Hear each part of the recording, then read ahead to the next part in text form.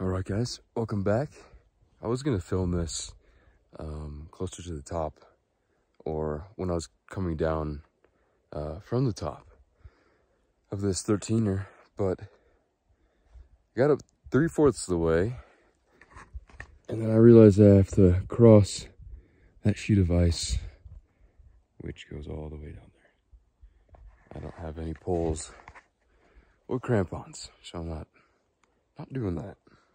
I'll die some other day. I'm good. But I had a few different things I wanted to talk about today, and I decided I would talk about outcome independence. You know, it's fun to do crazy things in life. I'd consider climbing a 14er or 13er in this case to be crazy. But there's a clear distinction between crazy and foolish. Like, if I would have crossed that up there, I would have fallen very quickly all the way, at least down here, probably farther, somewhere down there. So, especially, I had a knife out, and I was thinking, I'll try to, like, dig the knife into the ice, and kind of lean over to the side, put my weight on it, and use that to cross the ice, but I mean, with the combined weight of me and my pack being probably around 210 pounds, it's not gonna help. So, yeah. It's funny because what just happened a little bit ago is actually a perfect example for this video, a perfect example. And I had the idea for this video about outcome independence at least several days before going on this hike. I mean, I only planned to go on this hike just yesterday afternoon. So yeah, it's a perfect example because outcome independence is all about being, it sounds obvious, but independent of your outcome, of an outcome of any situation. Because the outcome is never up to you. Never. There is no guarantee of any outcome of anything. All that you can do is do what you think you should do, control what's in your control, and not worry about the things that are outside of your control, just as the Stoics said. And the idea of outcome independence is much older than the phrase outcome independence. The Buddhists might call it, or would call it, detachment. And maybe outcome independence isn't as extreme as the Buddhist idea of detachment, but it's along the same lines as that idea. And, you know, speaking of controlling what's in your control and not worrying about what's outside your control, that is one of the great Stoic ideas.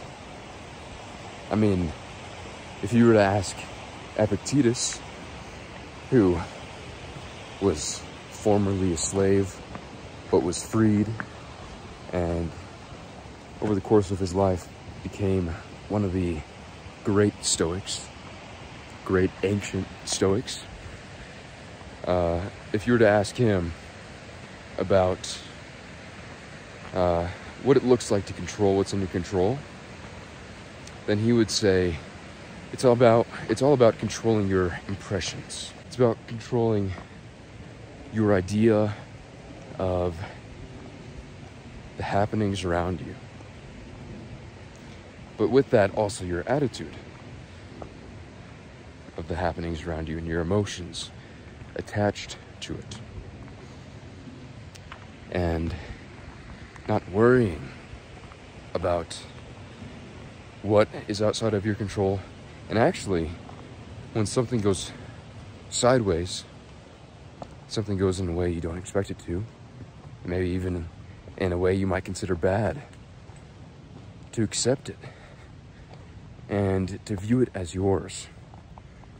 There's one great quote from I think this book is called Epictetus Discourses, and it's, I believe, from one of his students, just writing down some of his teachings. And the quote goes something like, anytime I mention a quote in any one of these videos, I have to paraphrase because I just can't remember the exact words. I have a picture of that quote in my mind, but some words are blank. It pretty much goes,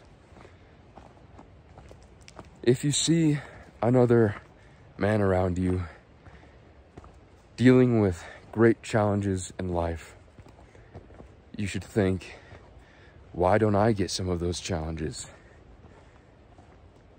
Why don't I get those? Give them to me. I want them. I want to be worthy of those challenges. And that is completely not the quote, but it's what the quote was saying. I promise. I'll try to find it for the video, but it's accepting those things, not just even being detached from it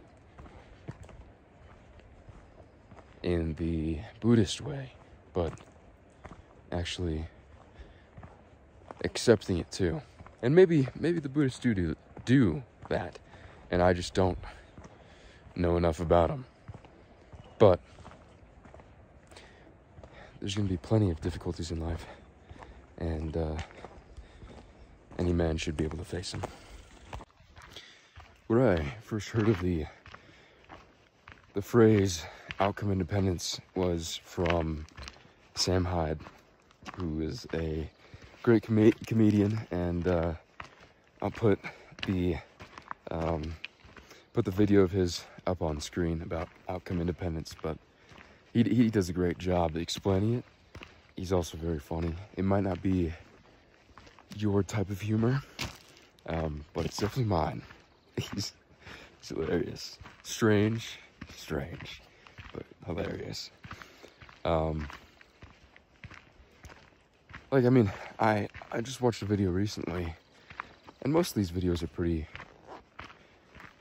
crap. All the ones that are, most of the videos about the Stoics, or any great person from the past, most of the videos are pretty crap, pretty bad.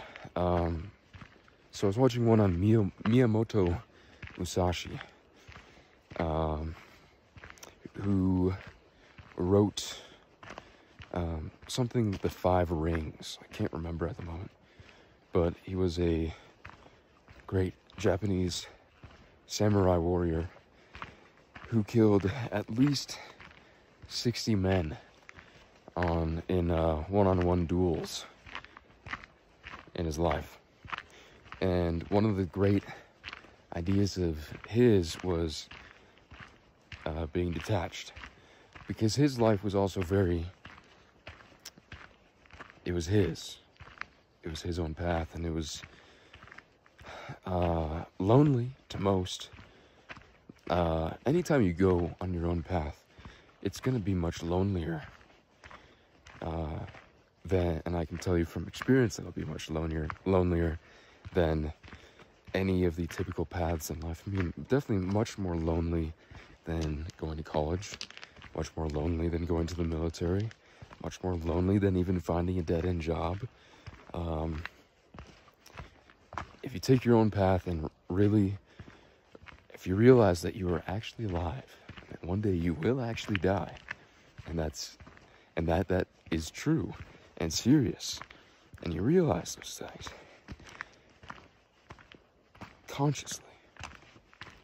as consciously as possible, then you'll go, well, I have a unique opportunity in front of me.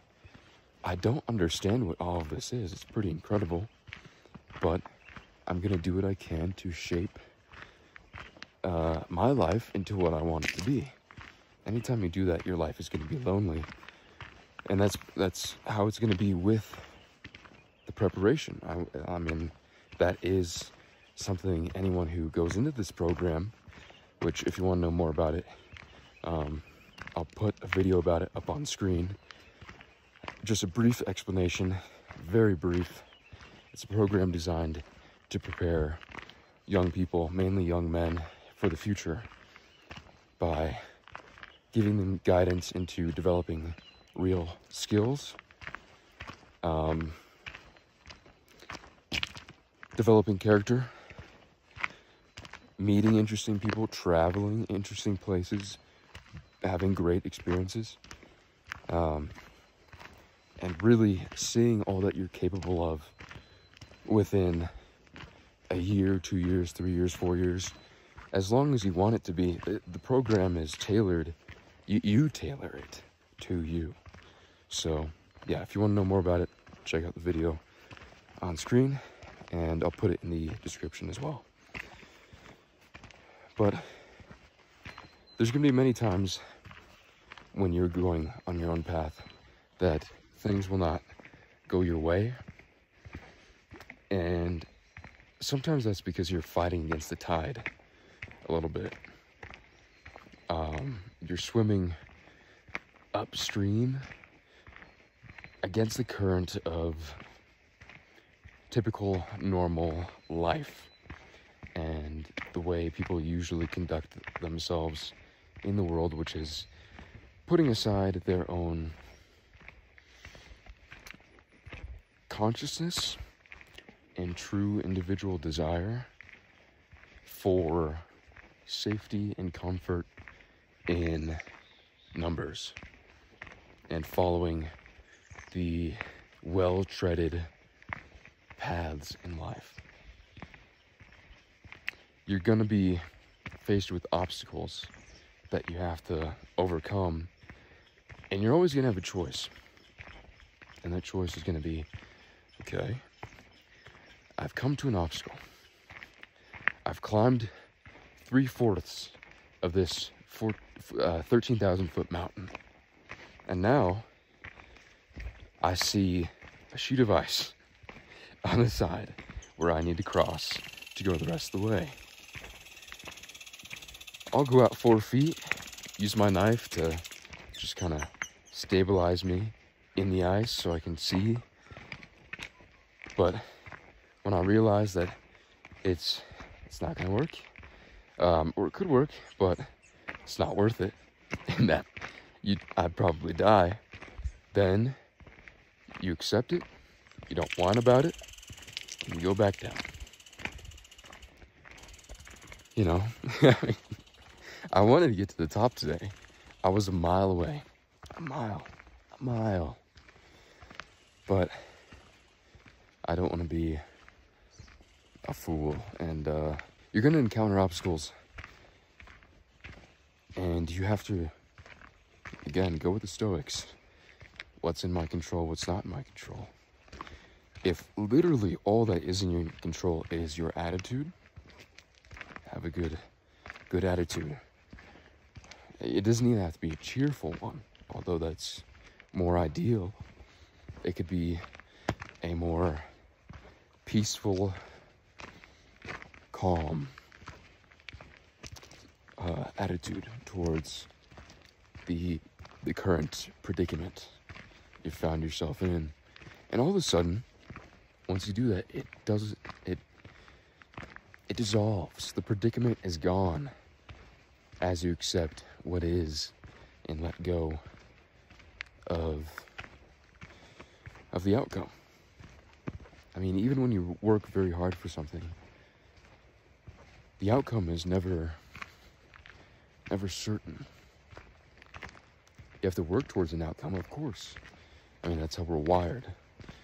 We want to achieve something, we want to get something done, but it's not the process, it's the end result, the outcome. Now, there's one great example, personal example I have of why you have to have outcome independence. A year ago, when I started the preparation program, I had the idea that I would go through EMT school, which was 4 months, get certified, and with what little horsemanship experience I had, and after just going to wrangling school, that next summer, this summer, I would apply for a wrangling job on a dude ranch, and that EMT certification would be my resume booster. Now, obviously, I am far, far away from being on any dude ranch. And, you know, if the message were to get back to me a year ago that I was never going to be on a dude ranch, maybe I would have been upset if that's all I heard. But now that I'm at where I'm at, I'm more than thankful to not be on a dude ranch. I mean, that would be great too. I would still learn a lot, and be interesting work, that's for sure. But I wouldn't trade what I've got now for that path. I mean, I went through the 4 months of EMT school, got certified in January, and then I got offered a job with Minuteman EMS, which is a wildland EMS company. Tyler Olson, the main guy there, entrepreneur, definitely a go-getter, that's for sure.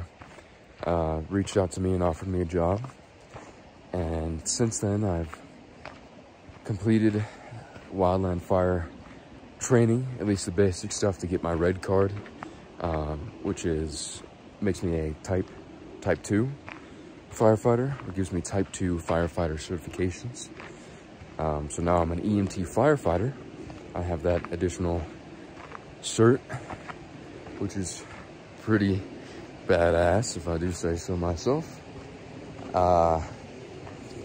And, you know, I learned some basic skills from that, like I went to a course on how to get in your fire shelter, how to deploy it properly, how to dig fire line using different wildland tools like Pulaski's and McLeod's and multi-tools and all that stuff. I gained a lot of knowledge and some basic skills behind that. Communication with a team, especially because they had us perform a night op where they simulated a fire coming, or a spot fire, which is just when an ember ignites another smaller fire away from the main fire. And that's a spot fire. So our whole objective was to dig a fire line around that spot fire. And at night, my headlamp went off, and so I was relying on the guy in the lead, his headlamp, the light from that next to me, so I could see, because we were at the front with Pulaski's, and yeah, just clearing the front and like learning communication and cohesion, team cohesion, coordination, and or at least putting it into practice. I wouldn't say I've learned it, I am learning it, but it was a good step in that. And so I did that, and then just before that I went to a rope rescue course, rapid extrication rope rescue course in South Dakota, where we did some rappelling. We learned how to build raising and lowering systems using all the different gear, like rope grabs and all of that, how to build anchors, and we did lots of cool stuff. I learned a whole lot during that time. And so I wouldn't trade any of that for working on a dude ranch now, or in the summer. Not a chance. Now perhaps I'm more okay with it because it was a gradual, I gradually diverted away from that path over time. My interests changed and opportunities changed, and that was what was presented to me. You know, different opportunities were presented to me, and I took them. And there have been times, though, where I've been hit with short, more difficult outcomes or situations where the outcome was not in my favor. At least that's what it felt like in the moment. And it made me upset, obviously, just like it would anyone. And those shorter term changes, rapid changes in a situation, diverting away from your desired outcome, hit harder and are much less fun, because it's not a gradual change of life or interest. It's completely, well, it is a change of life. It is a change of life, but it's not a gradual change of interest, we'll say. Go with that. But what I've learned, or what I'm learning, I should say, because every time I make one of these videos, I haven't learned what I talk about. I'm always learning what I'm talking about, because it always has to be put into practice. You have to always be constantly trying, and choosing the high road, which sometimes is reminding yourself why you should not be anxious, or picking yourself up and saying that you need to do more and get more done and learn more skills, or whatever it is. You have to be constantly choosing the high road for yourself, which will benefit everyone around you if you do.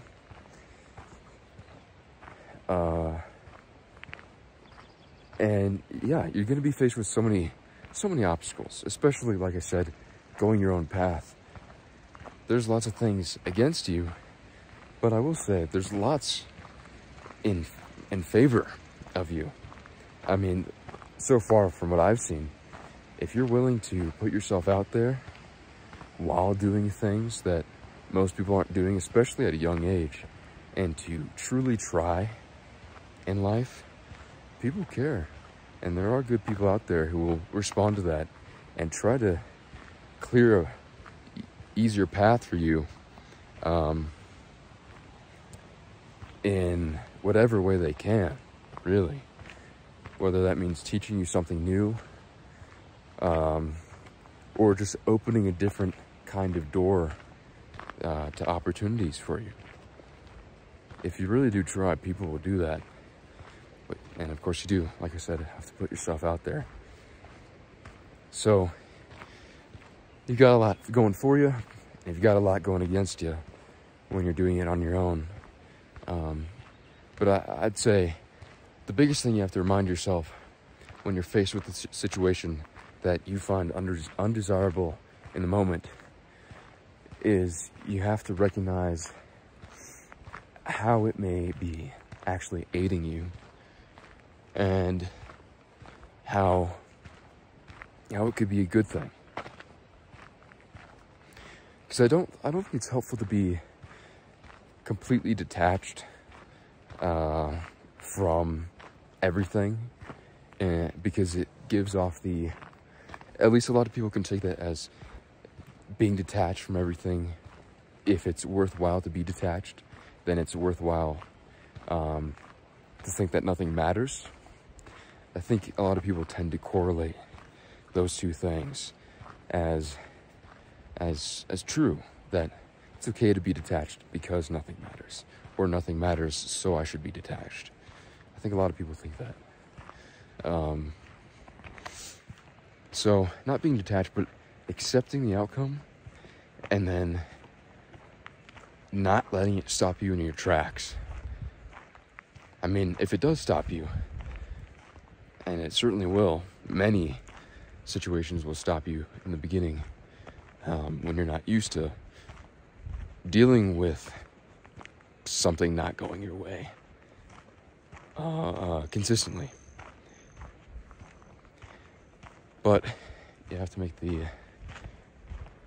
quick turnaround a very quick turnaround. And yeah, man, it's such a great quote that I have to use it in lots of these videos. It's from Craig Ballantyne. Successful entrepreneur, wonderful person, and he always has my back, that's for sure. And he says, success loves speed. So if you can make that quick turnaround, if you can decide, no, yeah, this went wrong, but why is that gonna stop me? And as you do that, you build up your own resume of not letting things stop you and of actually accomplishing things. If you build up a list of accomplishments, you are, I mean, it's like a tree trying to stop a landslide at a certain point. It's not gonna happen. It's just, you have to make the tough decision to continue forward, where most people would cower and grow smaller and stay put or turn around. You have to make the decision to keep going, and whatever it is you choose to do, and be independent of the outcome at the same time. It's difficult because there's two ideas at play. One of them being you have to be detached, or at least independent of the outcome, which I think those two words change the meaning a whole lot. You have to be independent of your outcome, but you also have to be willing to give effort, true, honest effort and desire into the things you do, because of course you have to still want the outcome. I mean, that's, like I said, that's how we're wired. You have to still want it. But yeah, you have to balance those two ideas in your mind and let one take the foreground and let the other take the background when necessary. And making that switch between the two, or balancing them out, I think is a skill that comes with time. So anyway, didn't get to hike the entirety of that 13er, unfortunately, but it's all right. Like I said, the Substack link is in the description. Highly recommend you check it out. I've been in the program, the preparation is what we call it, for nearly a year. A year now. It's hard to believe. And I am 100% better than I was a year ago. Even for me, it's hard to believe.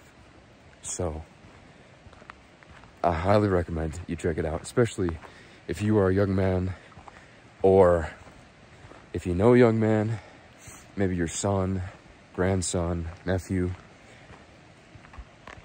The paths in life are not working. The current ones are not working. The military, college, or a dead-end job is not going to lead to success anymore. And it isn't. The best way forward is your own way forward, your own path. And the preparation is, I believe, the way to do that more effectively for young men. And on the Substack page, I post weekly updates about what I'm doing. So if you want ideas of what you can do, what your son can do, grandson, nephew, whoever, brother, then check it out and let me know what you think about it. So anyway, long video, but I think it was pretty decent. Thank you guys for watching, and see you guys next time.